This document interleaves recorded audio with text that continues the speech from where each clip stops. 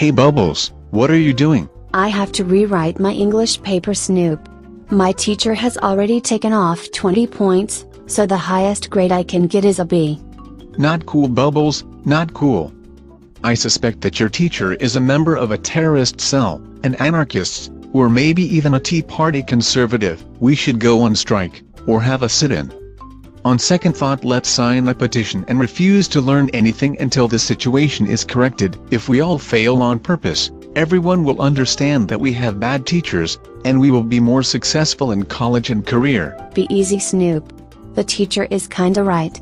What I did is considered a violation of academic integrity. I sort of knew that I shouldn't have done it, but I was really busy, so I did some cutting and pasting from online.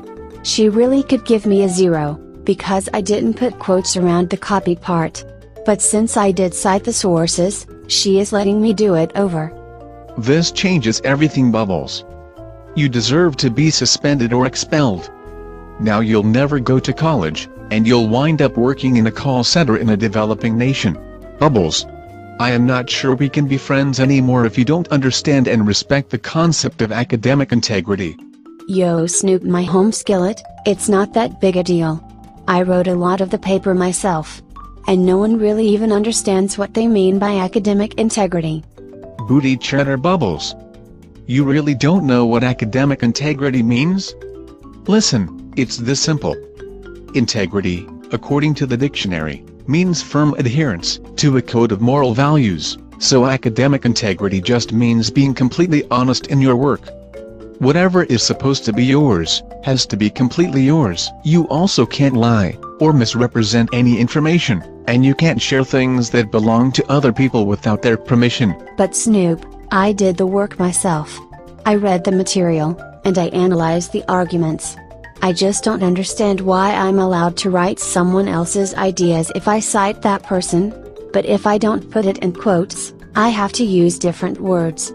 I don't see the point of rewriting someone else's ideas if they already said it clearer. This is me waving the no finger, Bubbles, because you are missing the point about why you do research. Don't you remember what Mr. Musco and Miss McConnell told us in the library? The whole reason for collecting information and ideas is first, to understand them. When you rewrite information or an idea by paraphrasing, you show that you understand it, and you add the citation to show whose idea it was, and to support your argument by showing that that person is reliable. But there's a third part. When you line up all those facts, the background, and other people's view of the subject, you're supposed to do some critical analysis of all of it. You're asking, is this theory reasonable? Do the experts agree? How do you interpret everything you just explained? And that, whoa day, is what we call critical thinking. Without it, Miss Bubbles, we're just krill. It sounds obvious, Snoop, but it's not always clear what to cite, and what not to cite. A great many students, my friend Bubbles, find themselves in situations like yours. Let me try to explain. Imagine the situation, if you will. Wee-Bey here is writing an essay on the social changes after World War I. World War I, the first truly global war, lasted 4 years. Do I need to cite my source here? Well, Bubbles, what do you say? Does he need to add a citation? I guess so, Snoop. Because he must have read it somewhere. True dat, Bubbles, but these are also facts that lots of people know. It was called a World War because it was global, and 4 years is from subtracting 1914 from 1918. Wee-Bey may have had to look these facts up, but they are considered common knowledge. No citation needed. How about this one? The war effort allowed many women to feel useful outside the home for the first time in modern history. Well, Snoop, I guess it depends. If it is his conclusion from reading statements from women at the time who he cited in the paper, then no, because it's his own idea. But if someone else drew the conclusion in something he read, then he has to cite that person. That is one cold analysis, Bubbles. You are starting to see gray between the black and white. How about this? During the war, women entered the workforce in new ways. Direct quote. A definite citation, Snoop.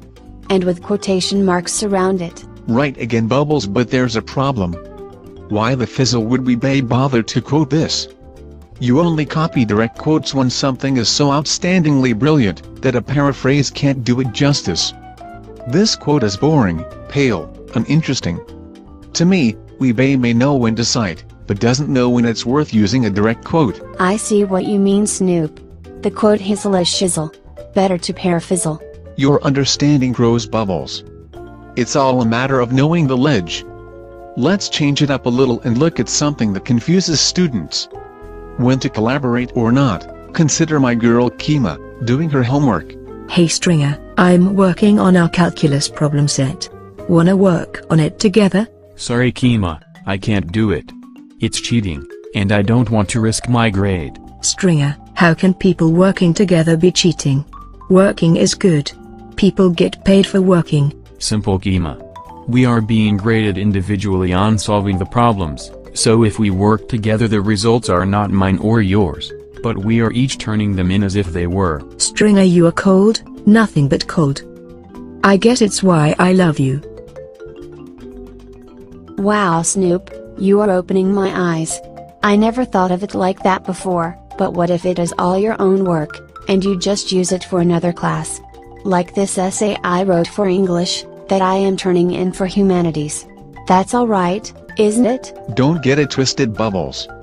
It may not be plagiarism, but it is dishonest. If you have required work for a course, you have to actually do the work. If you already did it for another class, you are misrepresenting the work, which is the same as lying. So no win, Bubbles, my would-be Ivy rat. Look what happens when people lie. Hey Professor BD, how are you? Did you want to talk to me? True dat, Marlowe. I'm a little concerned about the extension you asked for on your last paper, when your hard drive crashed, and you lost everything. Yes Professor BD, that cost me 5 dead presidents to get repaired, but I did turn in the paper 2 days later. And I enjoyed reading it. Only problem is that I saw that on the night your hard drive crashed, you tweeted that you were catching up on old episodes of Mad Men Online. This conflict of information indicates academic dishonesty. Unless you can give me a reasonable explanation, I will have to give you a 0. Is there anything you need to tell me? Well, hey, well, so. Uncomfortable pause. So, Professor, we good now? 0 it is. See you in class. And Marlowe, in the future, no half-step in? I get it, Snoop. A lie is a lie, is a lie is a lie. Because Bubbles, it was a lie that gave young Marlowe here an advantage over students who had less time to work. So what do you say about academic integrity now? I say booyah, Snoop. I guess it's stuff I really knew all along. Ready to jet? Bouncing Bubbles.